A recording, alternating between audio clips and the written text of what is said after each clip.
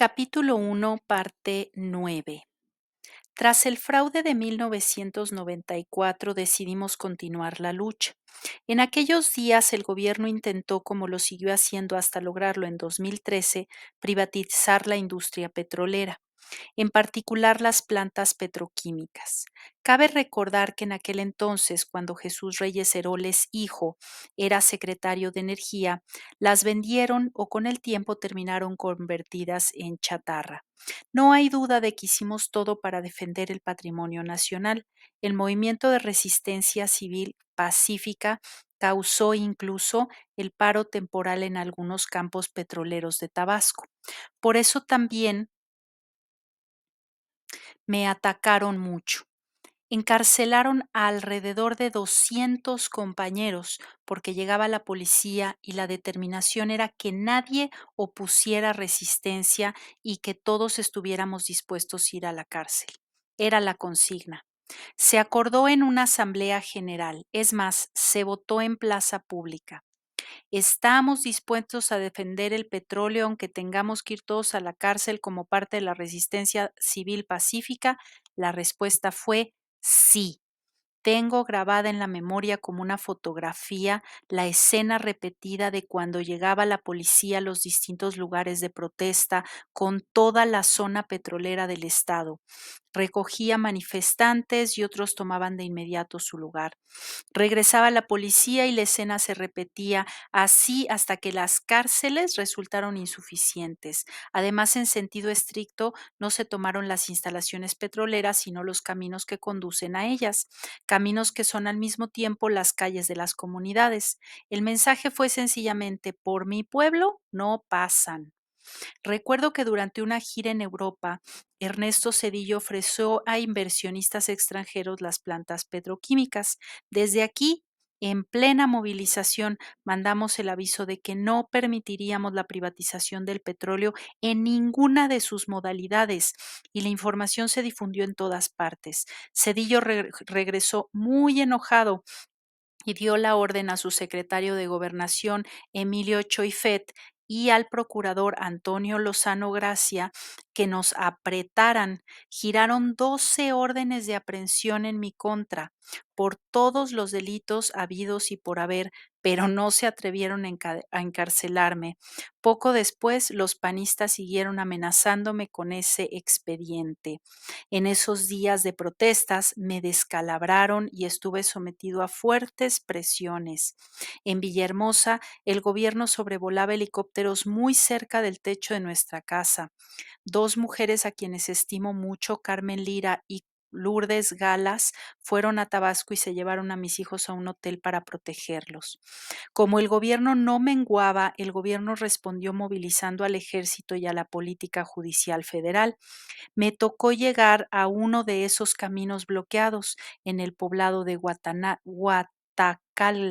Guatacalca, Nacajuca, en el preciso momento en que estaban frente a frente 500 militares y como 1000 chontales. Me situé en un bordo o terraplén rodeado de pantano y tan angosto que literalmente no había ni para dónde hacerse. Al verme, la gente se alegró y me puse hasta adelante. Ingenuamente le pedí a quien comandaba el operativo que me presentara una orden judicial. Como no hubo respuesta, nos pusimos a cantar el himno nacional y al terminar, desde los helicópteros en los que se encontraban los jefes del CISEN, se dio la orden de avanzar con escudos y macanas sobre nosotros. A mí me tocó un toletazo. Nunca he contado la anécdota de cómo recibí el toletazo. Cuando se nos lanzaron con empujones, se me estaba saliendo un zapato y me dije: como líder no puedo salir descalzo de esta refriega, todo menos la humillación y el ridículo. De modo que me agaché para acomodarme el zapato y en ese preciso momento un soldado me dio el golpe que me abrió la cabeza. El desenlace es que mantuve la dignidad en alto y no fue en vano. algo se logró. Después de eso, el gobierno volteó a ver a las comunidades, aplicó algunos programas de ayuda, si bien transitorios, y Cedillo no pudo modificar la constitución para privatizar la petroquímica. Fox y Calderón tampoco avanzaron mucho en su afán de entregar los recursos naturales a particulares, nacionales o extranjeros. Peña, en cambio, lo consiguió y ha pasado a la historia como otro gran traidor a la patria. Siempre combiné mi actuación como dirigente social y como político. Creo que la necesidad del movimiento y también del partido, y siempre sostuve que lo más urgente, lo imprescindible, era acabar con el régimen antidemocrático de corrupción y privilegios. Es decir, no es suficiente luchar solo por reivindicaciones sociales o en defensa de las libertades o de los derechos humanos. Hay quienes se aplican en luchas nobles, pero sin proponerse cambiar al régimen. No piensan en la transformación general del país. Este es el pensamiento que predomina en la esfera de organizaciones no gubernamentales, de la iglesia progresista, de organizaciones campesinas, obreras y de las que se denominan a sí mismas sociedad civil, como si ese término como si ese término no englobara también a sindicatos, cooperativas, comunidades, ligas agrarias, asociaciones vecinales, colegios profesionales y muchas otras formas de agrupación no gubernamentales ni mercantiles.